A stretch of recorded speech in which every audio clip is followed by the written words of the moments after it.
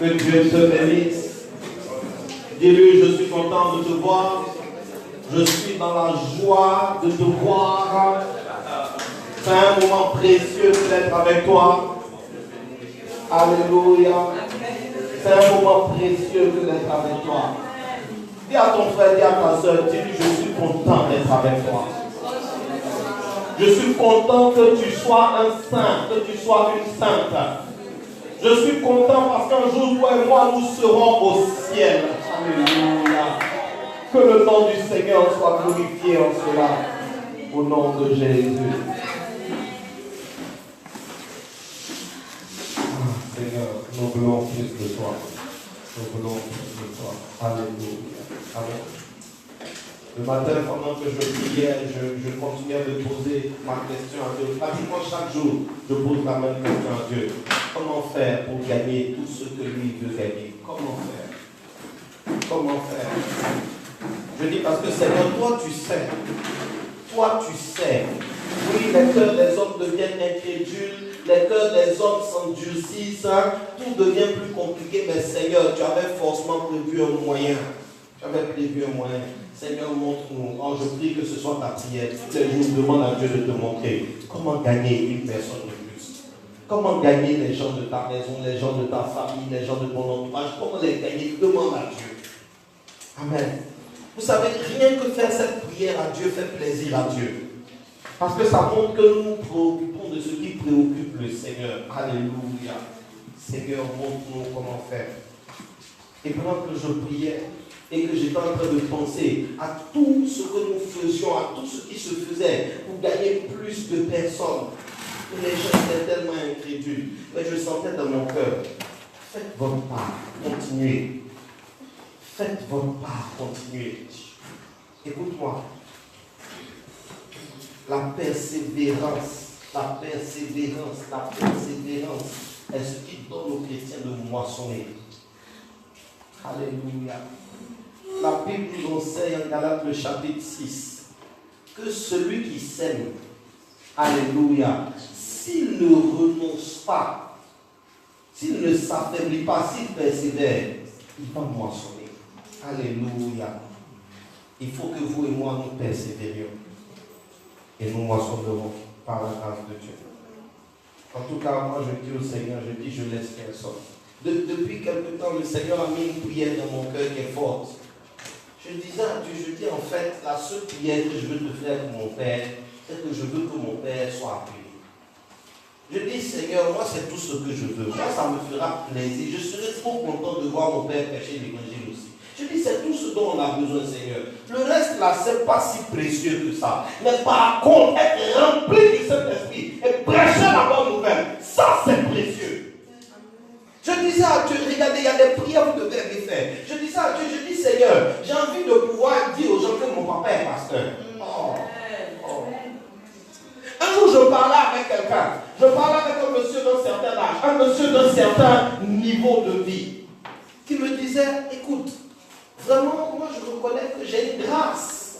Il a utilisé le mot grâce par le Saint-Esprit. Sinon, là où c'est qui pratique, on ne parle pas de grâce là-bas. On parle de chance là-bas. Mais il a utilisé le mot grâce par le Saint-Esprit. Il me dit, tu sais, Henri Michel, moi je bénéficie d'une grâce. Je reconnais que c'est une grâce. Il dit, tu sais, la plupart des gens, ils ont plein de problèmes parce qu'ils sont obligés d'aider leur famille à gauche, à droite. Il dit, moi vraiment, je bénéficie d'une grâce. Je suis dans une famille où je n'ai pas eu à aider qui que ce soit. Au contraire, tous les gens de ma famille sont tellement bien que c'est eux qui m'aiment. Pourtant, lui-même, il est bien aussi. Quand j'y pensais, je dis, mais c'est vraiment une grâce. Tu te rends compte? Tu es dans une famille où, par exemple, je dis n'importe quoi, tu es chef comptable. Hein? Et puis, tu as au moins 10 frères et sœurs, ils sont DAF, ils sont DG, ils sont juges, ils sont ministres, les cousins, c'est-à-dire, tu vois, non? Les histoires où on dit, on vient, la soeur, le frère, tu n'as pas 10 minutes, tu ne connais pas ça. C'est plutôt toi, quand on te voit, tu travailles bien. On dit, bon, tiens, débrouille-toi de ça. On sait que tu n'as pas assez d'argent. C'est une grâce. Mais ça me fait penser au fait que être d'une lignée de serviteurs de Dieu, c'est une plus grande C'est une plus grande grâce. En tout cas, moi j'ai commencé à faire cette prière. Je te conseille de prier ça. Si ton papa est encore là, il faut prier Inaka. Ce n'est pas une histoire de se convertir, Seigneur. Seigneur, Inaka devenir pasteur. Ta maman est là, Seigneur, elle n'a qu'à devenir Seigneur de Dieu. Alléluia. Je dis, mais Seigneur, regarde, ce sera trop bon. Que quand je vais partir quelque part, quand on va me dire qui est ton père, je vais dire mon père, pasteur. Je dis vraiment, moi j'aimerais avoir ce témoignage. Nous poursuivons dans le message sur la vision. Dimanche passé, nous avons introduit la vision en parlant de la vision générale. Amen. Vous vous rappelez, on a dit qu'il y a deux grands types de vision. Il y a la vision générale et la vision spécifique. La vision générale, tout le monde est appelé à ça. Quand le Seigneur dit allez faire de toutes les nations des disciples, ce n'est pas aller telle catégorie, aller telle autre catégorie, c'est tout le monde. Et si tu t'exclus de la vision générale, tu t'exclus du royaume des cieux. Alléluia.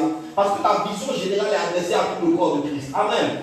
Personne ne peut s'exclure de cela. Alléluia. Quand la Bible dit louez l'Éternel, vous tous, ces nations, ce n'est pas une histoire de qui que. Non. Non. Tout le monde doit louer. Écoutez-moi. La louange qui doit se faire dans le culte tous les dimanches, si vous pensez que c'est l'affaire du ministère de louange, vous êtes en train de vous exclure du royaume des cieux. La louange, la vision de la louange est pour tout le monde. Tout le monde y participe. Tout le monde met ses mains. Tout le monde met sa voix. Tout le monde met ses pieds. Tout le monde donne son idée. Normalement, de temps en temps, tu dois venir trouver le ministère de louange. Tu dis, j'ai remarqué que 2 jours là, vous n'avez pas pris de nouveaux cantiques. J'ai trouvé des cantiques pour vous. Alléluia. Amen. C'est l'affaire de tout le monde. Quand la Bible nous dit en Agé, de la part de l'Éternel, bâtissez ma maison et j'en aurai de la joie. Bâtir la maison de Dieu, ce n'est pas l'affaire de quelqu'un, c'est l'affaire de tout le monde. Alléluia. C'est ce qu'on appelle la vision générale. Il y a des choses que Dieu a dit dans la Bible là. Ça concerne tout le monde. Ça concerne les grands, ça concerne les petits. Ça concerne les gros et les minces. Ça concerne les hommes et les femmes. Ça concerne les femmes et les... Ça concerne tout le monde. Les riches, les pauvres, tout le monde. Je partageais avec des bien-aimés qui me disaient, si je pouvais les édifier un peu sur le ministère de la femme. Et je leur disais, l'erreur que les gens commettent, c'est de ne pas traduire la Bible dans ses termes écrits. Alléluia. Je dis pourquoi la Bible nous dit en Galates qu'il n'y a plus ni homme, ni femme, ni juif, ni grec, ainsi de suite. Je dis la Bible n'est pas en train de nous dire que l'homme n'est plus le chef de la femme. Non. Parce que toute vérité de la Bible se confirme dans les autres textes de la Bible. Si Paul est en train de nous dire que l'homme n'est plus le chef de la femme et que la femme et l'homme sont égaux, dans ce cas, 1 Corinthiens 11 n'allait pas dire l'homme est le chef de la femme. Quelqu'un me dit amen. Mais il était tout simplement en train de nous dire faites attention. Ce que Paul nous disait, c'est que faites attention. Rappelez-vous 2 Corinthiens 5, verset 17. Il a dit si quelqu'un est en Christ, les choses anciennes sont passées, voici toutes choses sont devenues nouvelles. Quand la Bible dit qu'il n'y a plus ni homme ni femme, ça veut dire on appelle homme simple avec petit H, l'homme qui n'est pas rempli du Saint-Esprit. Mais si ton enfant est rempli du Saint-Esprit, que toi tu ne l'es pas, il n'est plus un homme simple. Ah, quelqu'un n'a pas compris ce que je dis. Celui que l'Esprit remplit, il n'est plus celui que tu vois. Ok, d'accord, je vais vous aider. L'âne de Balaam. Un âne qui parle, c'est un âne ordinaire. Ah, pourquoi l'âne de Balaam a parlé? Qu'est-ce qui a fait qu'il a parlé? Le Saint-Esprit. Quand le Saint-Esprit descend dans une vie, quelle qu'elle soit, elle n'est plus celle qu'on a connue.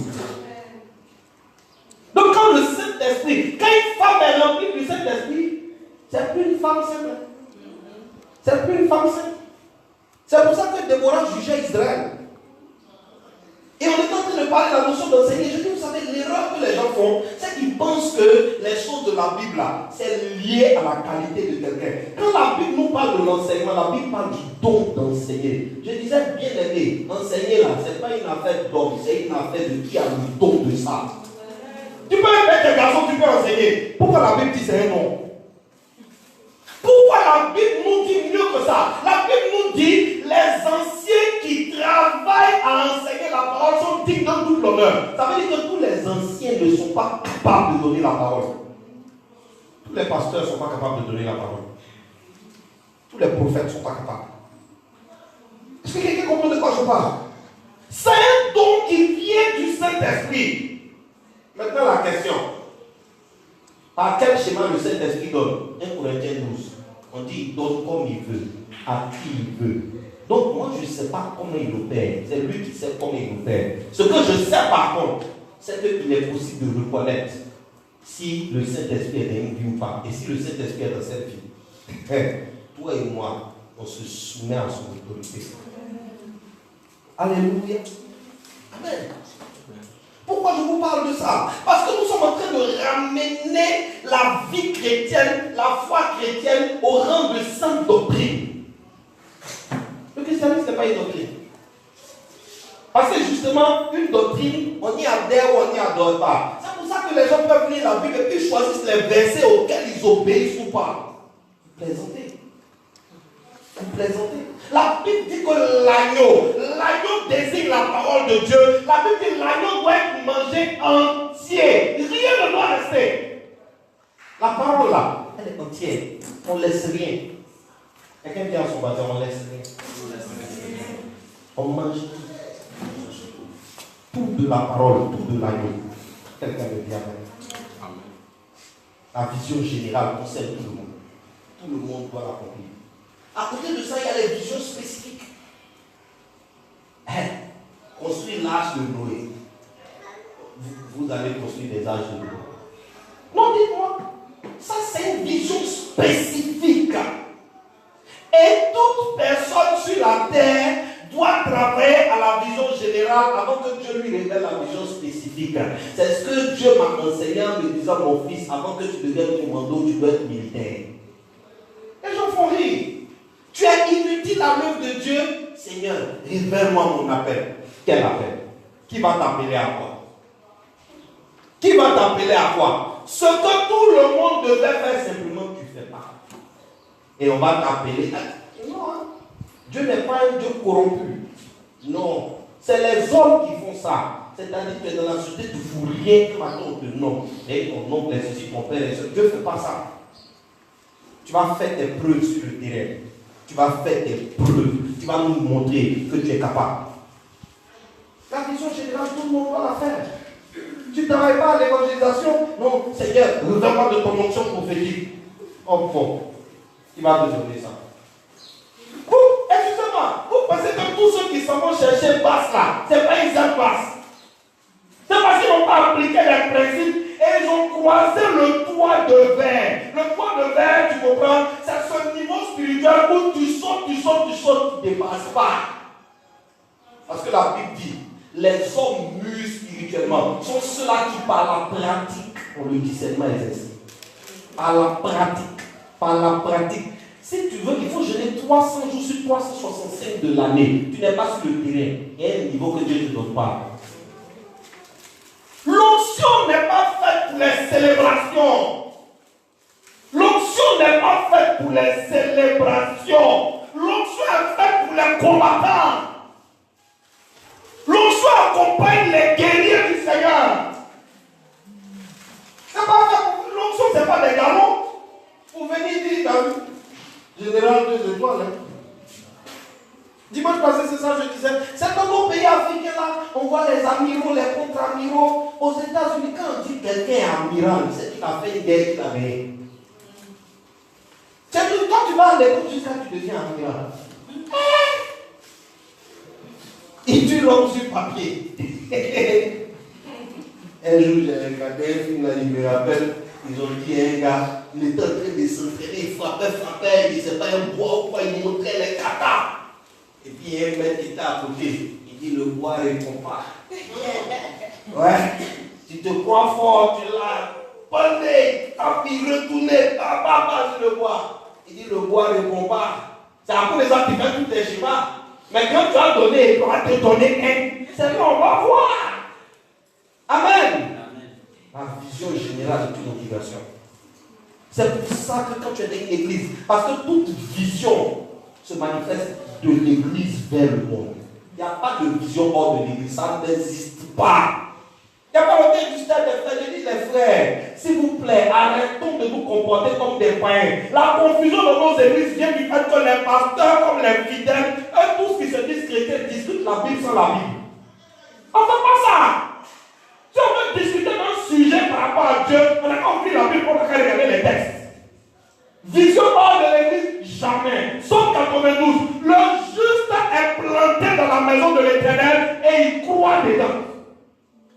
veux pas croire hors de la maison de l'Éternel. Non, non, non, moi, je suis déçu des églises, mais j'ai mon ministère que tu m'as donné. Donc, moi, je fais mon ministère, chacun sera jugé par Dieu. Mon frère est destructeur de l'église. Tu es un destructeur de l'église. Les ministères sont dans l'église. Ephésiens chapitre 4 nous dit, Dieu a donné les apôtres, il a donné les prophètes, il a donné les évangélistes, les docteurs, les pasteurs, pour l'édification du corps de Christ. Quel est cet évangile qui veut nous faire croire que les dons spirituels peuvent servir hors du corps? Quand Dieu dit j'ai donné pour le corps. 1 Corinthiens chapitre 12, il dit car nous sommes un même corps. Et chaque membre du corps correspond à la manifestation du don spirituel.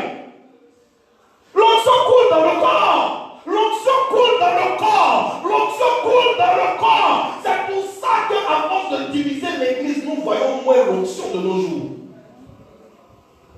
L'onction est comme le sang dans le corps. Tu comprends? Mais diviser l'église là, c'est comme se blesser. Si tu te blesses, qu'est-ce qui se passe? Le sang coule, non? Ok, tu n'es pas malade, mais le sang coule, tu vas t'affaiblir ou pas? Et vous pensez que qu'est-ce qui arrive à l'église? L'église s'affaiblit parce que le sang coule hors du corps. Le sang coule hors du corps, c'est pour ça que l'église s'affaiblit. Dis à quelqu'un, ne divise pas le corps. Ne divise pas le corps. On a trop travaillé à diviser le corps. C'est le corps qui reçoit l'onction. L'huile coule sur la tête de Jésus. Et puis elle se répand sur tout le corps. Hors du corps, il n'y a pas d'appel. Hors du corps, il n'y a pas d'onction. Hors du corps, il y a de la fanfaronnade, il y a de la distraction, il y a des amuseurs, il y a des DJ spirituels. C'est tout ce qu'il y a hors du corps. Mais des croyants sincères, il n'y en a pas. Ils sont tous dans le corps. Le jour où Dieu m'a dit, regarde Paul. Paul avait bâti l'essentiel des églises. Mais Paul dit, je monte à Jérusalem pour faire la Pâque et puis pour aller payer les offrandes, ainsi de suite. Dieu dit, regarde. Paul se promène partout et tout ce qu'il collecte, il envoie ça à Jérusalem. Pourquoi? Est-ce que Pierre est l'apôtre de Paul? Non. Est-ce que Jean est l'apôtre de Paul? Est-ce que Jacques est l'apôtre de Paul? Non. Mais Paul sait très bien qu'il fait partie du corps. Et il ne divise pas le corps. Et pourtant, ils n'étaient pas d'accord sur tout. Ils n'étaient pas d'accord sur tout. Leur premier conflit, ça a été la circoncision. La Bible dit qu'à Jérusalem, les gens prêchaient que si tu n'es pas circoncis, tu peux pas être sauvé. Parce que les pharisiens s'étaient convertis. Et quand les pharisiens se sont convertis, c'est eux qui ont commencé à envoyer cette doctrine-là. Je veux dire et répéter à l'église de Jésus-Christ de nos jours dans le monde. Quand quelqu'un a été un sorcier qui se convertit, il n'est pas digne d'enseigner. Ils n'ont qu'à le faire attendre. C'est les pharisiens qui ont envoyé la confusion. Vous pensez que quoi? Mais écoutez, c'est tellement scandaleux de nos jours. Ah, j'étais franc-maçon, je viens, je vais vous enseigner. Je viens. Ce qu'on prend pour ancien, là, toi tu connais? Vous pensez que Dieu c'est un Dieu hasardeux, quoi? Dès que tu quittes les ténèbres, tu es rentré en même temps, tu peux y aller. Oui, mais, exemple Paul. Si tu ne lis pas la Bible, il faut que tu vas te lire la Bible. Quand Paul a vu le Seigneur n'a pas voulu traiter Paul directement. Il a envoyé chez Ananias. Vous pensez que quoi? Tu n'es pas digne de Dieu, tu n'es pas digne de Dieu. Dieu ne va pas changer ses principes pour toi et moi. Non. C'est pour ça qu'il a mis l'intermédiaire, Jésus-Christ. Le sang de Jésus nous lave. C'est pour ça qu'il nous donne les bergers, qu'il nous conduise. Et puis on grandit dans la stature. Et puis on conclut. Dieu a envoyé Paul chez le frère. Le frère a ouvert les yeux de Paul. Il a prêché à Paul. Ensuite, Paul dit quoi? Lisez la Bible. Paul dit, il a fait 14 ans en Arabie. Il n'est pas parti à l'école coranique. Non. Il n'est pas parti à apprendre leur science. Non. Il s'est retiré pour étudier. Étudier. Et s'il y a une des phrases les plus belles de Paul, selon moi, Paul dit à Timothée, je ne veux rien savoir d'autre que Jésus-Christ ressuscité dans les morts. Il dit, depuis que j'ai connu Jésus, tout ce que je sais, je le vois comme rien. Paul dit tout ce qu'il savait avant Jésus, il voit ça comme rien. Toi, tu as venu nous dire que ce que tu as appris à la rose croix, c'est quelque chose. Tu ne prends pas. Et toute l'église est en ordre de bataille dessus. Et en nous, toutes les techniques. Il faut prier à telle période de l'année, à telle heure de l'année. Ta Bible dit qu'il faut prier tout le temps. Soit tu es chrétien, soit tu n'es pas chrétien. Ça brûle mon cœur, ces choses-là. Nous vivons la foi sans les écritures de la foi. Chrétien, là, c'est dans la Bible. Chrétien, c'est dans la Bible. Chrétien, c'est dans la Bible. Quelqu'un me dit amen. Alléluia. La vision spécifique concerne chacun. Parce que tu travailles à ta vision générale, tu vas te révéler ta vision spécifique. C'est comme s'il a dit à Noé, construis l'arche. C'est la vision spécifique de Noé. Tout le monde ne peut pas construire l'arche. Attends, on va lire ce texte. 1 Corinthiens 12. Allons à la fin de 1 Corinthiens 12. Je pense que c'est un bon texte pour première lecture. Par rapport à la manière dont le Saint-Esprit nous fait introduire le message de ce matin. 1 Corinthiens chapitre 12. Alléluia. Du verset 27 au verset 30. 1 Corinthiens 12, verset 27 à 30. 1 Corinthiens 12, à partir du verset 27. Vous êtes le corps de Christ et vous êtes ses membres. Vous êtes le corps de Christ et vous êtes ses membres. Chacun pour sa part. Chacun pour sa part. Je vous ai déjà dit, il n'y a personne que Dieu n'a pas appelé. Chacun pour sa part à son appel. Maintenant, ça dépend de comment tu te comportes. Amen. Continuons. Verset 28. Et Dieu a établi dans l'Église premièrement. Et Dieu a établi où? Où? Dans la maison? Dans les... Non. C'est dans l'église. C'est pas hors de l'église. C'est pas hors de l'église, c'est dans l'église que Dieu a établi des gens. Il a établi qui? Premièrement des apôtres. Il a établi premièrement des apôtres. C'est pour ça que je disais aujourd'hui, il faut connaître les différents ministères bibliques. Le ministère apostolique, le ministère de l'apostolat, ce qu'on appelle un apôtre ne peut pas être occupé par une femme. Pour une raison simple. L'apôtre est le chef. Et la femme ne peut pas être élevée en autorité sur l'homme. C'est aussi simple que ça. Et c'est pas compliqué. Quand les apôtres ont dû remplacer Judas, la Bible dit qu'ils ont appelé tous ceux qui ont fait marcher avec Jésus. Mais pourtant, les femmes ont marché avec Jésus depuis le début. Pourquoi on ne les a pas appelés? Mais ce n'était pas une façon de nier le ministère de la femme. Par contre, le ministère de l'apôtre ne peut pas être reconnu à une femme. Il n'y a pas de femme apôtre. Il n'y a pas de femme apôtre. L'apôtre est le chef de la congrégation. Il est celui qui préside la congrégation. Croyez-moi, je ne parle pas contre quelqu'un, mais je dis que chacun fouille sa Bible, que chacun fasse attention. Et je prie que le Saint-Esprit parle au cœur de ses sœurs, qui ont des appels, qui aiment le Seigneur, mais qui travaillent d'une façon qui n'est pas conforme à Dieu. Des femmes ont leur mari pour fidèle. Des femmes ont leur mari pour fidèle. Des femmes président des églises et leur mari est membre de l'église. Hey, la tête est en bas des pieds. La tête est en bas des pieds. La tête est en bas des pieds. Je vous ai déjà dit, quand Dieu est venu parler à Marie d'abord, c'est parce que Joseph était dans l'incrédulité. Dès que Joseph a accepté d'écouter Dieu, quand Dieu a voulu les avertir que on va essayer de les tuer, ils n'ont qu'à fuir, Dieu n'a plus parlé à Marie, il a parlé à Joseph. Quand il était revenu d'Égypte, Dieu n'a plus parlé à Marie, il a parlé à Joseph. Parce que Dieu n'allait pas renverser l'autre, c'est Joseph qui est son chef. La Bible vous dit que Dieu a créé la femme comme être semblable. Et la femme va avoir un ministère et son nom est son apôtre. Donc c'est l'homme qui est devenu l'aide semblable. C'est une abomination. Oui, c'est une abomination. Et il faut qu'on se conforme juste aux Saintes Écritures. L'homme n'est pas l'aide de la femme. C'est la femme qui est l'aide de l'homme. La femme ne peut pas présider la congrégation et puis son mari est à côté. Lui-même, il vient à la fin du culte, et lui, moi, maman.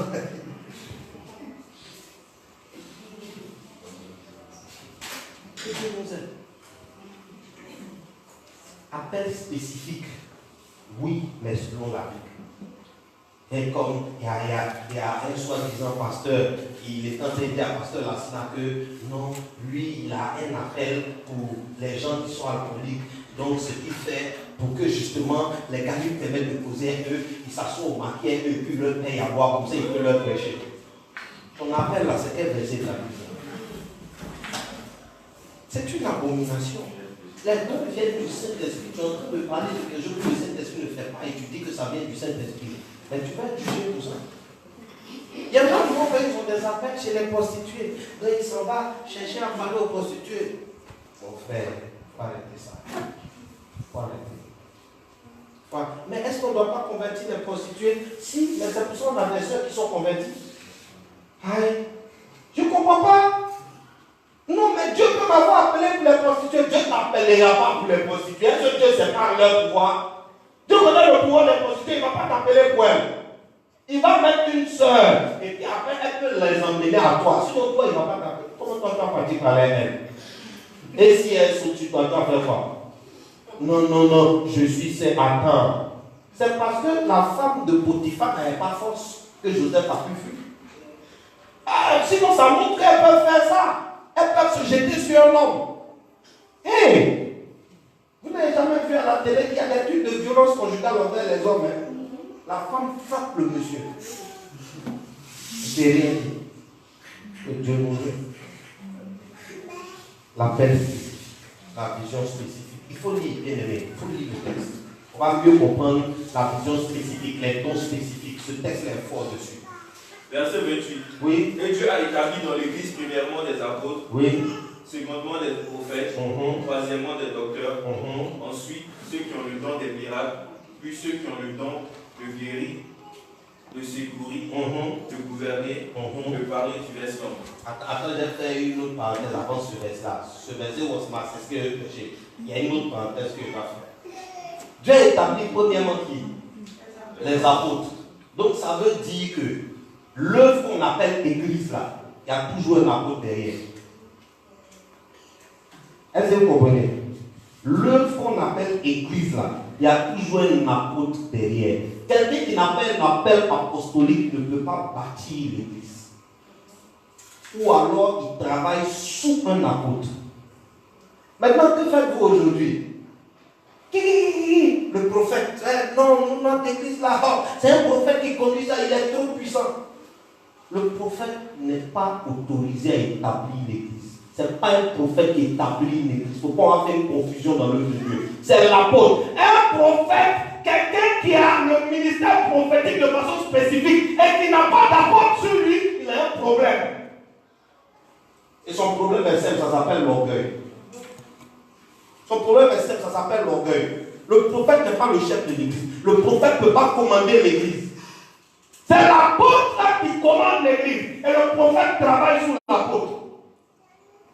Et puis l'église locale même là, c'est-à-dire le prophète en fait, il y a les branches à l'église locale, l'apôtre en fait, il y a les branches donc de l'église locale. Les branches, c'est les pasteurs qui les conduisent. Voilà. Non, moi je suis prophète, Dieu m'a appelé, donc c'est pour ça que je fais des églises dans le monde entier. Tu ne fais pas des églises, tu vas perdre les brebis. Parce que le prophète ne sait pas comment on instruit la brebis pour la mener à maturité. Il ne connaît pas. Ce n'est pas dans son travail, ce n'est pas dans son onction. Alléluia. Voilà. C'est pour ça aussi que le pasteur, lui, ne doit pas être à la recherche des révélations en désordre. Ce n'est pas son onction. Les révélations que Dieu lui donne lui suffisent. Il n'a qu'à faire avec. Non, mais Seigneur, si tu me donnes plus de révélations, Dieu ne te donne pas plus de révélations. Dieu te donne la sagesse de conduire le peuple dans le vert pâturage. Le pasteur est comme Psaume 23, le berger. Il nous mène dans le vert pâturage. Le pasteur sait où il faut passer. Le prophète a besoin d'une révélation pour passer. Le pasteur, ses pieds connaissent inconsciemment le chemin. Il connaît. Son problème, c'est qu'il se laisse épater par le prophète. Sinon, le pasteur, lui, il dépose son pied là. Ça va partir. Il n'a pas besoin de voir. Alléluia. Maintenant, il y a des fois où ça peut être un peu bizarre. La prophétie va venir. Elle va sonner. Alléluia. Donc, ça, c'est l'autre parenthèse que je voulais faire. Maintenant, spécifiquement, la vision spécifique. Oui. Verset 29. Voilà.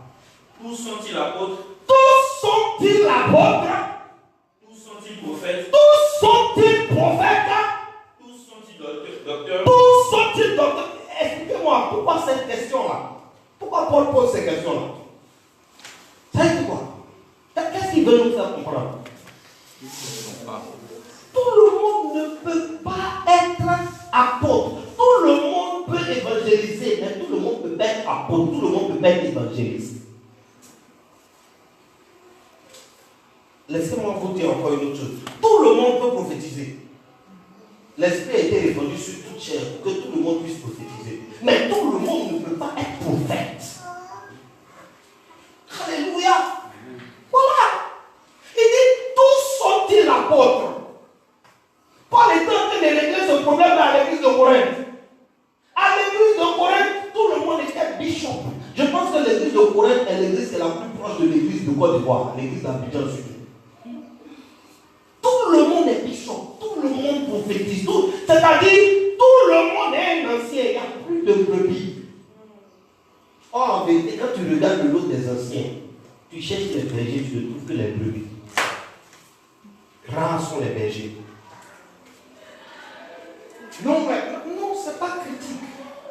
Ce n'est pas critique. Tu fais que 3 mois, 6 mois, 1 an, tu ne lis pas Bible. Tu vas venir dire que tu es berger de quoi? Tu ne lis pas Bible? Toi-même, tu sais, tu devais écouter John Maxwell. Ils sont bons lire les livres de motivation pour venir donner les phrases de motivation. Coaching. À l'église, on ne prêche pas le développement personnel. Parce qu'en Jean chapitre 3, il est écrit, il faut qu'on diminue et plus grandisse. À l'église, on prêche le développement de l'homme intérieur, pas le développement personnel. On ne prêche pas le développement personnel. Je n'ai pas à me développer. C'est Christ qui vient en moi ou bien c'est qui? Comment tu vas te développer? C'est toi qui te développes, et Christ. Bon, alors, Éphésiens chapitre 4. Éphésiens chapitre 4. Ah, tu vas m'expliquer.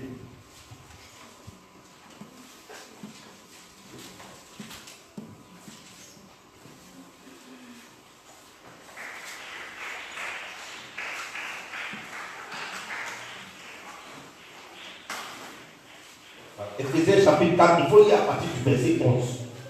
Vous allez m'expliquer votre histoire de développement personnel. Non, tu vas apprendre à te positiver, vous allez m'expliquer ça. Il faut lire. Éphésiens chapitre 4, à partir du verset 11. Oui. Et il a donné les uns comme apôtres, Oui. les autres comme prophètes, les autres comme évangélistes, les autres comme pasteurs et docteurs, pour le perfectionnement des saints en vue de l'œuvre du ministère et de l'édification du corps de Christ. Verset 23, verset 13. Jusqu'à ce que nous soyons tous parvenus à l'unité de la foi. Jusqu'à ce que nous soyons tous parvenus à l'unité de la foi. Oui. Et de la connaissance du Fils de Dieu, à l'état d'homme fait. À l'état d'homme fait. À la mesure de la stature parfaite de Christ. Quel est notre objectif? La statue parfaite. La statue parfaite de Christ. Statue là, ça veut dire son gabarit, son niveau. C'est pour ça que depuis Jean chapitre 3, Jean-Baptiste a dit qu'il faut qu'il diminue et que Christ grandisse. Et vous voulez faire du développement personnel. Le développement personnel développe l'égoïsme chez l'homme. Ça développe l'égocentrisme. Ça développe l'orgueil. Et je suis dans leur milieu professionnel, donc je connais bien leurs notions. Ça ne vaut rien. Ça ne vaut rien. Ils bouffent votre argent cadeau. Ça fait des grandes phrases dans l'église. Le chrétien se sent excité. Quand il s'en fait, ça tombe le livre. Il était ici, il ne comprend pas. Tu ne comprends pas quoi? Foi et puis orgueil, tu fais la même chose. La foi déplace les montagnes. Gros cœur ne peut pas déplacer. Quand tu arrives comme ça, un gros cœur de foi là, quand ça va te voir, il dit Dieu. Voyez ce qu'il va te faire là, tu ne vas jamais oublier. Quelqu'un qui est rempli de foi, croyez-moi, l'assurance de la foi n'est pas effrontée. L'assurance de la foi est paisible. L'assurance de l'orgueil est effrontée. Quand ton assurance vient de la foi, tu es paisible. Quand ton assurance vient de l'orgueil, tu es effronté. Moi, oh, Dieu, on va voir. Celui qui sait que Dieu est Dieu là, il ne va pas dire Dieu est Dieu, on va voir. Quand tu vas parler, il va dire merci à Dieu. Ça veut dire qu'il faut faire. Résultat, dans nous tous, on va constater. Quand le roi a dit mettez Shadrach, Meshach et Abednego dans le feu, il dit hé, voilà, je vous mets dans le feu si vous ne m'adorez pas. Ils n'ont pas dit même où tu vas voir. Même où tu vas voir, c'est que Dieu va te montrer. Ça, c'est pas la foi. Ça, c'est l'orgueil. Ton assurance vient du diable. Quand ils ont dit ça, ils disent roi, longue vie à toi. Toi, tu vas nous tuer, longue vie à toi. Roi, feu-là, même si tu nous mets dedans, on va pas t'adorer. Ils sont paisibles. Ils sont paisibles. On les a mis dans le feu. On dit même fumée, ils ne sentaient pas. C'est-à-dire vraiment ce miracle-là, c'est un miracle d'un autre niveau pour moi. Mais je peux comprendre qu'ils n'aient pas été brûlés. Mais ils ne sentent même pas la fumée. Mon feu là n'était plus feu, quoi. Aïe, aïe, aïe, aïe, aïe. Quand Jésus descend d'un feu qui est là pour te brûler, le feu là n'est plus feu. Le feu là n'est plus feu. Tu n'as pas vu le lion devenir biche? C'est comme Daniel. Le lion est devenu biche. On dit tu n'as pas fait. Il dit et toi tu n'as pas fait. Alléluia. Que Dieu nous fortifie. Vous comprenez qu'on doit parvenir à la pleine stature de Christ. Tous ne sont pas apôtres, tous ne sont pas prophètes. Mais écoutez-moi, tous ont un don, tous ont un rôle. C'est pour ça que chacun est membre du corps de Christ. Et si tu ne connais pas ton appel, ce n'est pas compliqué. Commence par obéir à la mission générale. Et parce que tu seras en train de faire tes preuves dans la mission générale, Dieu te révélera ta mission spécifique. Quelqu'un dit Amen. Alléluia. La Bible dit, Dieu a dit à Jérémie le chapitre 1, avant que tu ne sois dans le sein de ta mère, je t'avais déjà appelé. Donc écoutez-moi, une fois que quelqu'un naît, il a déjà été appelé. Sinon tu n'allais pas naître. Tu n'allais pas naître. C'est ça que la Bible dit. Quelqu'un dit, je suis né. Je suis né. Donc j'ai bien été appelé. Donc c'est ça. Alléluia. Et on a vu que dans les étapes que Dieu met de la vision, Dieu lui va annoncer la vision, il va la publier. Vision là, ça vient des termes hébreux, maré. Maré signifie qui ressemble à. Est-ce que vous me suivez? Le mot vision dans la Bible, c'est traduit par maré. Ça signifie ça ressemble à. Pourquoi on dit ça? Parce que la vision, c'est ce que Dieu voit au ciel. La réalité, c'est ce que tu vois sur la terre. Maintenant, le visionnaire, Luc chapitre 11, Jésus dit, quand vous priez, dites que ta volonté soit faite sur la terre comme elle est au ciel. Le visionnaire, c'est celui qui change la réalité de la terre en la vue que Dieu a au ciel. Amen. Je t'explique. Toi qui es là actuellement, je ne sais pas dans quelles conditions tu es, mais tu es une réalité. Maintenant, Dieu a une image de toi qu'on appelle la vision. Ça veut dire, c'est à ça que tu dois ressembler. Et non pas à ce que tu ressembles sur la terre. Donc quand Dieu publie la vision, qu'est-ce qui se passe? Dieu veut que quelqu'un amène son image là sur la terre. Pour que tout ce qui n'était pas conforme à l'image devienne conforme à l'image. C'est ça accomplir une vision. Dieu a une façon de voir la mission vie nouvelle et nous avons une façon de la présenter actuellement. La vision consiste à amener la façon de voir le Dieu sur la terre pour que nous soyons présentés comme tels. Tu comprends? C'est pour ça qu'en justice, quand tu as rencontré Gédéon, Dieu dit, voyons, comment tu vas? Ça, c'est la vision de Dieu. Dieu voit Gédéon un vaillant héros. Gédéon dit, tu t'as trompé d'adresse. Je suis le plus petit de la plus petite famille, de la plus petite tribu, de la plus petite maison d'Israël. Dieu dit très bien. Ça, c'est ta réalité. Ma vision, c'est tu es un vaillant héros. Il dit, ok. Première chose qu'on va faire, je vais casser ta réalité. Renverse l'autel de la maison de ton père. Parce que c'est l'autel de la maison de ton père qui te fait vous voir comme petit. Gédéon, c'est pas, il renverse l'autel. Quand il revient, Dieu dit très bien. Pour parcourir la distance, ce qui fait parcourir mis la distance entre ma réalité et la vision de Dieu pour moi. Ça s'appelle l'onction. Aïe, aïe, aïe, aïe, aïe, aïe. Ça s'appelle l'onction. Quand l'onction est descendue sur Élie, la Bible dit qu'Élie a commencé à courir plus vite que le char du roi. L'onction va te faire courir. C'est pour ça qu'en Ésaïe 61, il a écrit: l'Esprit du Seigneur est sur moi et il m'a quoi pour. L'onction te pousse vers une dimension. L'onction te pousse vers ce à quoi tu dois ressembler. L'onction te transforme de ta position vers le sommet que Dieu a pour toi. Amen. Amen. Ah, quelqu'un dit: j'ai besoin de l'onction. Tu comprends? Avant que Pierre ne reçoive l'onction, Pierre avait peur quand on lui disait: et toi, tu as marché avec Jésus. Il lui dit ça. Il dit: non, non, non. Moi, je n'ai pas marché aussi avec Jésus. Avant que Pierre ne reçoive l'onction, il était un Simon, un roseau. Mais quand l'onction l'a revêtu et qu'il est sorti devant tout le monde, on dit: voilà les gens de Jésus. Pierre dit: oui, c'est nous, qu'est-ce qu'il y a? C'est nous. C'est nous, c'est nous, c'est nous. Et c'est vous qui l'avez tué. Pierre, tu as courage maintenant de tuer aux gens qui ont tué Jésus? Oui. Qu'est-ce qui a changé? L'onction.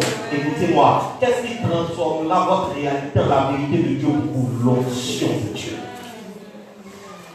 L'onction de Dieu. L'onction de Dieu. Le revêtement de Saint-Esprit et de force. La Bible dit: ne savez-vous pas que Jésus était revêtu de Saint-Esprit et de force? Jésus était revêtu de Saint-Esprit et de force.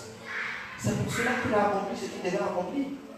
Quand Jésus n'était pas revêtu de Saint-Esprit et de force, Jésus était dans une réalité et il n'était pas encore dans la vérité de Dieu. Regardez, quand ils se sont retrouvés à la montagne de la transfiguration, qu'est-ce que Pierre a vu? Il a vu la vision de Dieu. Il a vu Jésus tel que Dieu le voit.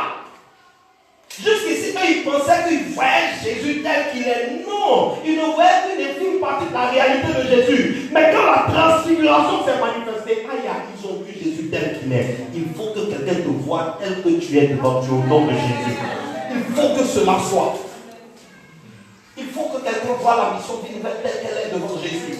Il faut que quelqu'un voit l'église de Jésus, le corps de Christ, tel qu'il est devant Dieu. Alléluia. L'onction va te venir.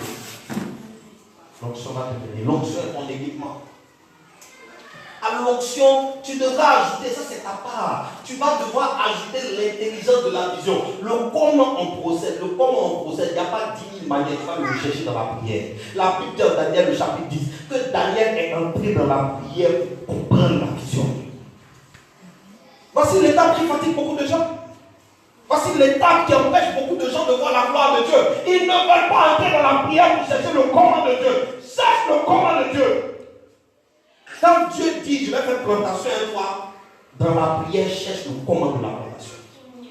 Si tu ne trouves pas le comment, tu es exposé aux échecs. Mais quand tu trouves le comment, tu sais quoi? Tu es toujours exposé aux échecs. Sauf que là, tu as bâti la maison sur le roc. Donc le vent soufflera, tu ne seras pas terrassé. Alléluia. Vous devez chercher dans la prière l'intelligence de la vision. Amen. Et alors, dernière étape, quand tu auras pris la peine de chercher l'intelligence de la vision de la prière, Dieu va t'envoyer.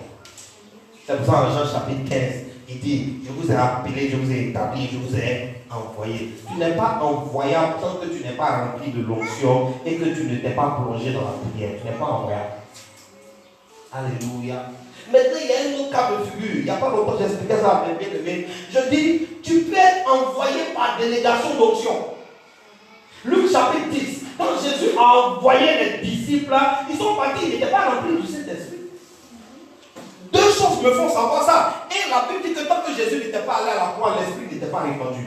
Deuxièmement, Jean chapitre 20 nous dit: Jésus a soufflé sur les disciples et ils reçurent le Saint-Esprit. Donc les disciples n'avaient pas le Saint-Esprit. Les disciples n'avaient pas le Saint-Esprit. Les disciples n'étaient même pas nés de nouveau. Mais qu'est-ce qui s'est passé? Et puis ils sont partis et les démons étaient chassés, les malades étaient guéris. Ils sont partis couverts par la parole de Jésus. Quand quelqu'un a un point qui t'envoie, c'est comme un président qui écrit une lettre pour toi. On appelle ça lettre de créance. Quand l'ambassadeur prend la lettre du président, président et qu'il s'en va chez un autre président, on le reçoit. Mais l'ambassadeur n'est pas président. Ah, est-ce que tu comprends de quoi je parle? Il y a des options déléguées. Ton berger peut te déléguer. Ton berger peut t'envoyer. Mais ne fais pas comme un Géasi. Géasi a été envoyé par Élisée. Il n'a pas pu faire le miracle. Géasi, je savais que son nom allait disparaître de la Bible. Non mais attends. Quelqu'un qui a la double portion de l'onction d'Élie t'envoie, il ne t'envoie pas simplement, il te donne son bâton. Élisée a dit, c'est pas levé. Toi, Géasi, tu ne peux plus réussir encore. C'est pas possible. Non, comment tu viens, tu touches l'enfant, il ne s'est pas levé. Tu vas le frapper. Et première fois que Élie a eu manteau dès qu'Élisée a eu manteau de Élie, il a fait quoi? Est-ce qu'il a touché l'eau? Il a frappé l'eau. Parce qu'au début, tu ne connais pas la technique. Donc, tu forces dedans.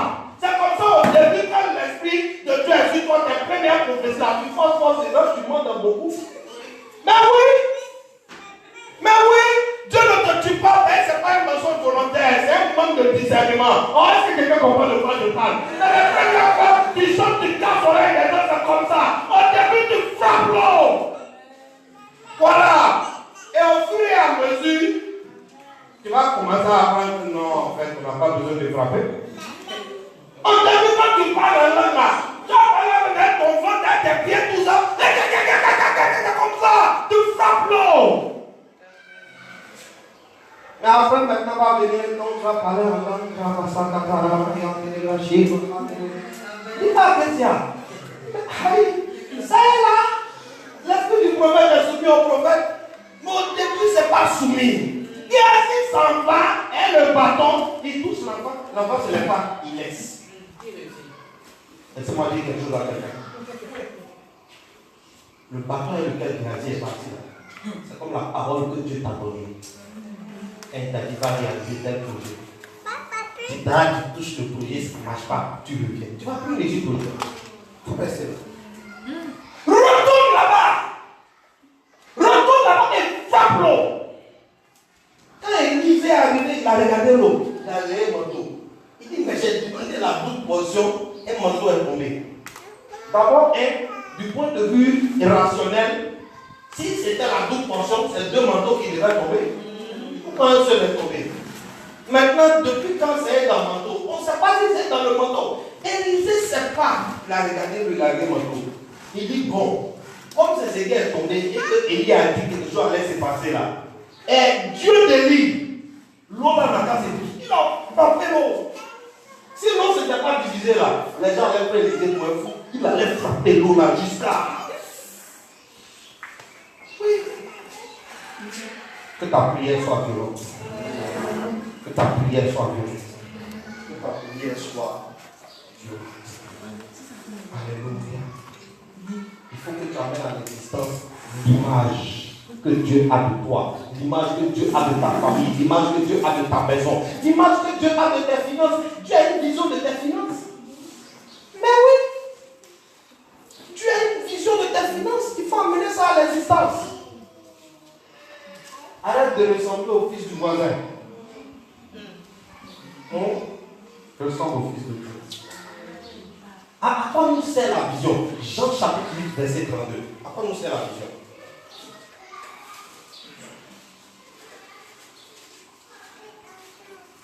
Jean chapitre 8, verset 32.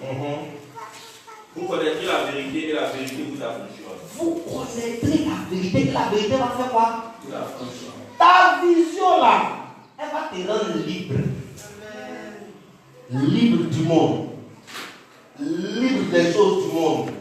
Tu vas devenir en d'autres termes indépendant. Si tu vois quelqu'un qui est dépendant des gens, c'est quelqu'un qui n'est pas encore dans sa vision. Voilà. Voilà. Parce que la vision rend indépendant. La vision rend indépendant. Tu comprends? La vision là, ça rend indépendant. Voilà. Indépendant des gens du monde. Sinon tu deviens dépendant de Dieu et de l'Église. Paul dit, j'ai quitté l'esclavage pour un autre meilleur. La vision va me rendre indépendant des patrons de ce monde. Mais c'est pour ça que tu dois travailler à la vision. Mais la vision doit produire. Que va produire, tu seras libéré. Tu seras affranchi. Tu seras épanoui. Et Corinthiens chapitre 7, nous parle de ça. Tu es dans la vision, la Bible dit, si la vision t'a trouvé esclave, c'est rien. Il faut accepter que l'esclave en Jésus est un homme libre. Mais si l'opportunité se produit d'être affranchi, saisis-la. Pourquoi? Parce que Dieu va créer l'opportunité. Pendant que tu travailles dans la vision, tu ressembles à un esclave, mais Dieu veut voir est-ce que tu es fidèle dans les petites choses. Alléluia. Bien aimé, si tu es capable d'être fidèle en tant qu'esclave, tu seras fidèle au Seigneur. Mais si tu es un esclave infidèle, qui va te rendre Seigneur? C'est comme les gens qui disent ils attendent d'avoir beaucoup d'argent pour payer leur dîme. Tu vas faire le bilan à la fin de tes jours. Tu vas faire le décompte. Qui va te donner? Qui va te donner? Dieu, pourquoi faire? Ça c'est des paroles fausses. C'est des paroles fausses. Non, Seigneur, comme actuellement je suis très occupé là, je manque de temps. Mais Seigneur, si tu peux disposer plus de temps dans ma vie, je vais aller parler de toi. Mon frère, il faut rester au Dieu. Il ne faut pas nous fatiguer. Les gens peuvent dire pour leur enfant. La vision va te libérer. Elle va t'affranchir. Deuxième chose que la vision fait, Proverbe 29, verset 18. La vision va te garder. Deuxième chose que fait la vision, elle te garde. Elle te cadre. Elle t'organise. Elle organise ta vie. La vision va mettre de l'ordre dans ta vie. Quand tu vas entrer de travers la vision de Dieu, vision générale comme vision spécifique, ça va ordonner ta vie. Ça va organiser ta vie et ça va garantir le succès de ta vie. Pourquoi? Vas-y, lis. Proverbe 29, verset 18. Ouais. Quand il n'y a pas de révélation, quand il n'y a pas de révélation, quand il n'y a pas de vision, le peuple est sans frein. Le peuple est sans frein. Bon, frein, ça sert à quoi? À quoi servent les freins? Hein? Imagine-toi sur un vélo, une descente. Hein? Tu vois, quand ça va vers un bâtard là, tu vois la descente là, non? Imagine tu es sur un vélo et puis le vélo n'a pas de frein. Est-ce qu'on a besoin de prophétiser sur toi? Toi-même, tu ne connais pas ce qui va finir. Tu suis une descente sur un vélo sans frein. Il n'y a pas de révélation. Tous ceux qui sont autour vont dire quand on dit ya, c'est fini. Le goudron t'a géré. Alléluia. Mais quand tu as les freins et puis tu es sur la descente, qu'est-ce qui se passe? Tu gères la descente. Tu gères la... C'est ça. La vision va vous donner une vie organisée, une vie contrôlée, une vie disciplinée. Mais la vision te donne une discipline. Amen. Troisième avantage de la vision, Matthieu 24, verset 45 à 46. Matthieu 24, verset 45 à 46. Troisième avantage de la vision. Matthieu chapitre 24 à partir du verset 45. Quel est donc le serviteur fidèle et prudent que son maître a établi sur ses gens pour leur donner la nourriture au temps convenable? Voilà, ce serviteur-là, c'était ça la vision spécifique du concernant. Donner la nourriture aux gens de la maison. Voilà. Que va faire le maître? Verset 46. Heureux ce serviteur que son Heureux veut dire quoi? Béni. Dans la paix, dans la joie, dans le bonheur, dans l'épanouissement. Oui. Heureux ce serviteur que son maître à son arrivée trouvera faisant ainsi. Verset 47. Je vous le dis en vérité. Je vous le dis. Le maître va faire quoi pour lui? Il établira sur tous ses biens. Il va l'établir sur tous ses biens. La vision va vous donner la joie sur la terre et la joie dans la vie après la terre. Elle va vous donner la joie sur la terre. C'est pour ça qu'on dit heureux ce serviteur. Et elle va vous donner la joie dans la vie après la terre. Au moment du millénium, là, il y a des chrétiens qui seront frustrés. Parce que dans la période du millénium, en fonction de nos œuvres, Dieu va nous établir. Pendant le millénium, c'est le règne de 1000 ans de Jésus sur la terre. Donc Dieu va faire. De toute façon, il y aura le gouvernement mondial de l'Antéchrist là. Après ça, il y a le gouvernement mondial du Christ. Hey! Dans la vie là, tu as été gouverné dans la vie d'après, tu vas être encore gouverné, tu vas pas être gouvernant. Ah, ça, vraiment, tu as un problème. Moi, je serai un gouvernant. Je serai un gouvernant dans la vie d'après là. Vous savez, en 1 Corinthiens 3, Paul a fait une chose, quelque chose qui m'a tellement plu. Il dit, vous êtes là, vous discutez, Apollos est fort, c'est pas c'est fort, Paul est fort. Il dit, c'est bien sûr, l'œuvre de chacun va être révélée. Et puis, qui a vraiment travaillé là, nous tous on connaît. Ah, tu vois là, oui, tel bishop là, et quand le gouvernement mondial de Jésus va être publié, nous tous on saura qui travaillait. Je serai couronné. Je serai couronné. Je vous dis, je serai couronné. J'espère pour toi que tu ne seras pas juste, tu es dans la vie actuelle, tu es fonctionnaire, dans la vie d'après, tu es fonctionnaire. Il faut dire à quelqu'un, tu vas peut-être mourir fonctionnaire ici, mais pardon, il faut ressusciter non fonctionnaire. Alléluia. Peut-être que tu vas mourir gardien ici, mais s'il te plaît, ressuscite non gardien. Moi, si vous comprenez de quoi je parle, il ne faut pas être frustré dans la vie d'après. Et les maisons d'après. On construit ça les bonnes œuvres qui restent. Apocalypse chapitre 16, verset 13. Apocalypse chapitre 16, verset 13. Apocalypse chapitre 16, verset 13. Et je vis sortir de la bouche du dragon et de la bouche de la bête et de la bouche du faux prophète 3 esprits infus semblables à des grenouilles. Tu es sûr? Attends. Non, il faut prendre 14 fois. Il ne faut pas 16. 16 là, il parle de bêtes, c'est 14. Apocalypse chapitre 14, verset 13. Ouais. Et j'entendis du ciel une voix qui disait, écris, heureux dès à présent les morts qui meurent dans le Seigneur. Voilà. Heureux les morts qui meurent dans le Seigneur. Pourquoi? Faut dire? Oui, dit l'Esprit, afin qu'ils se reposent de leurs travaux. Ils vont se reposer de leurs travaux, car leurs œuvres. Hey! Vous pensez qu'on travaille cadeau sur la terre là?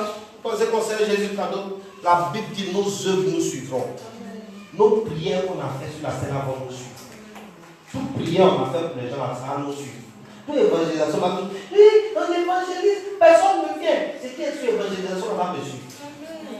Prière là va me suivre. Intercession là va me suivre. Délivrance là, toutes tes œuvres vont te suivre.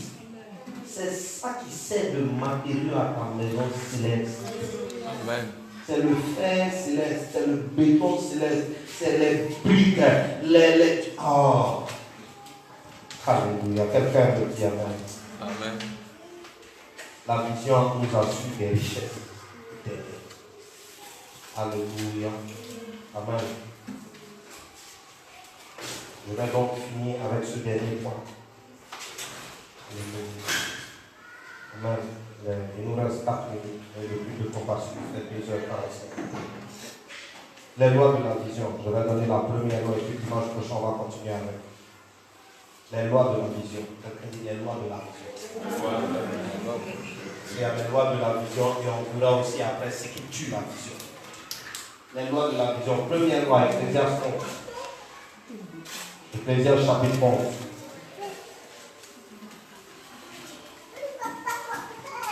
Ecclésiaste chapitre 11, verset 4.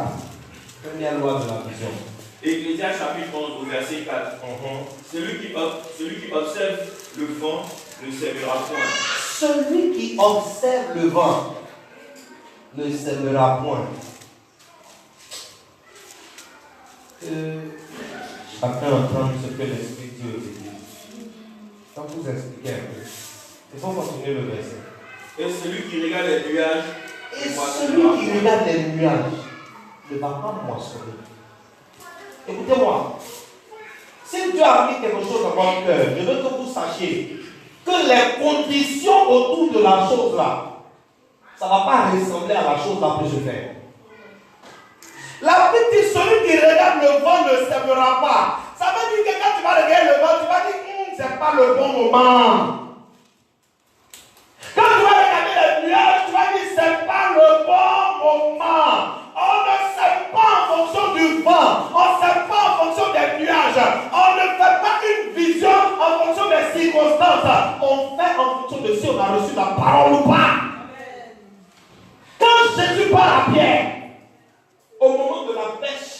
miraculeuse. Jésus lui dit, Pierre, jette le filet. Pierre dit, effectivement, Jésus, les conditions ne sont pas réunies. D'abord, nous sommes au bord de la plage. On ne pêche pas au bord de la plage, on pêche en eau profonde. On aurait dû aller plus loin. Deux, nous avons déjà pêché toute la nuit. C'est la nuit où on trouve les poissons. Pourquoi? Parce que la nuit est calme. Sachez que le bruit fait fuir les poissons. Pierre dit, Seigneur, il y a longtemps je pêche. Depuis que je suis petit, je pêche. Tous ceux que tu vois ici, là, nous tous on est des pêcheurs depuis notre enfance. On pêche poisson il y a longtemps. Si on n'a pas gagné, normalement il n'y a pas. Mais sur ta parole, moi j'ai été le filet. Comme toi, ta parole a jeté le filet, le vent va vous décourager de ma vision. Le vent représente les circonstances. Écoutez-moi, dans le vent, il y a des hommes. Dans le vent, il y a des hommes. Il y a des gens qui vont venir dire que vous ne pouvez pas atteindre la vision. Des gens vont venir vous dire que ce n'est pas raisonnable. Des gens vont venir vous dire, écoutez, ça ne marche pas pour tout le monde. Des gens vont venir vous dire, laissez tomber, passez à autre chose. Des gens vont venir vous détourner de la vision. Dans le vent, il y a tes propres frères. Il y a tes propres frères. Les frères de Paul, les filles de Philippe ont prophétisé. Agabus a prophétisé. Les saints sont venus prophétiser. Mais il y a quelque chose dans leur prophétie qui était incomplet. Ils ont tous prophétisé que Paul va être tué s'il va à Jérusalem. Sauf que la prophétie complète, c'est Dieu veut quand même qu'il aille. Ils ont tous dit à Paul ne va pas. Paul dit, je vous aime, laissez-moi prier. On a prié, il est sorti. Il dit, je m'en vais à Jérusalem. Vos prophéties sont vraies, mais elles sont incomplètes. Dieu veut que j'y aille. Alléluia. Écoutez-moi. Ne regardez pas aux circonstances. Pourquoi celui qui regarde le vent ne s'aimera pas? Parce que la manière dont le vent souffle là, tu vas te dire que la pluie arrive. Et donc, comment sortir s'aimer si la pluie arrive? Si tu regardes à ton argent pour semer dans l'œuvre de Dieu, tu ne s'aimeras pas. Parce que quand tu vas calculer ton argent ne suffit jamais. Première loi de la vision. Si tu veux mener une vision, ferme tes yeux naturels. Écoute ta vision. Ferme tes yeux et sème. Ferme tes yeux et sème de ton pain. Ferme tes yeux et sème de tes moyens. Ferme tes yeux et sème dans la vision. Fais ce que Dieu te dit. Ferme tes yeux. Tout va te décourager. Tout va te décourager. Tu sais, c'est comme quelqu'un, Dieu te parle la veille et puis te dit, demain, je veux que tu vas prier pour telle personne dans tel point. C'est un paralytique. Quand tu vas lui opposer les mains, il va se lever. Ta foi va te pousser à aller vérifier. Et quand tu vas arriver, que tu vas voir le paralytique, ton cœur sera encouragé. Et puis, en entrant dans sa maison, ton hôtel va cogner, tu vas te blesser. En même temps, chaque matin, tu dis, c'est quoi ça? Je viens dire la guérison des gens. Et là, comment il me blesse? C'est là même où, c'est-à-dire, tu rentres dans la maison, tu crois que tu te blesses là, et puis c'est devant le paralytique. Donc on dit, mon frère, qui ça te venu pourquoi? Tu ne peux plus t'exprimer pour prier ta guérison. Donc tu viens te blesser comme si tu étais. Les circonstances vont t'effrayer. Bon, non, c'est rien, je suis venu prier au nom de Jésus. Les paralytiques marchent, les sourds entendent, les muets parlent. Et avant, il faut prier. Tu vas commencer à prier. Tu cherches le signe là. Tu pries, la personne, ses yeux sont ouverts. Tu pries un temps, le temps quand tu ouvres tes yeux, tu vois ses yeux sont ouverts, tu le fais. Tu pries, quand tu ouvres ses yeux sont ouverts, tu le fais. Tu fais quoi? Tu viens poser les mains ou bien tu n'imposes pas. Ton cœur est mort, le vent t'a effrayé. Le vent t'a effrayé. Si tu regardes le vent, tu ne pourras pas faire. Il y a toujours des vents. Le jour où tu vas te lever pour partir à l'hôpital, tu vas prier pour les malades. Quand tu vas arriver, tu vas trouver une femme, tu vas t'insulter qu'ici on ne prend pas les chrétiens. Le vent. Elle dit, les chrétiens ne vont pas prier ici. Regarde, et tu souris. Va prier ici. Bon, c'est bien sûr, vous n'entrez pas. Viens prier devant. Va revenir à la maison. Maman, j'ai amené le pâté à l'hôpital, on doit faire un peu. Donc on est revenu. Oh. C'est comme que tu dois sonner chez quelqu'un. Ah, j'ai pas le temps. Tu dis, ok, merci. Tu n'as pas de problème. Pourquoi tu te devant ça? Il n'a pas le temps pour te dire, non? Tu mets ta main sur son portail et tu pries suffisamment fort pour qu'il entende ta prière dedans. Seigneur, la personne qui est dedans, elle n'a pas le temps. Seigneur, c'est pas grave. Seigneur, moi je prie pour que tu la bénisses. Seigneur, que ses enfants prospèrent. Que ses affaires prospèrent. Seigneur, que tout mal que Satan veut lui faire, tu retournes ça contre Satan. Que ta bénédiction soit. Je dis, pendant que tu pries, tu vas entendre. Je vais te prier pour moi. Alléluia. Si vous regardez devant, vous ne le servez pas. Amen. Que Dieu vous bénisse.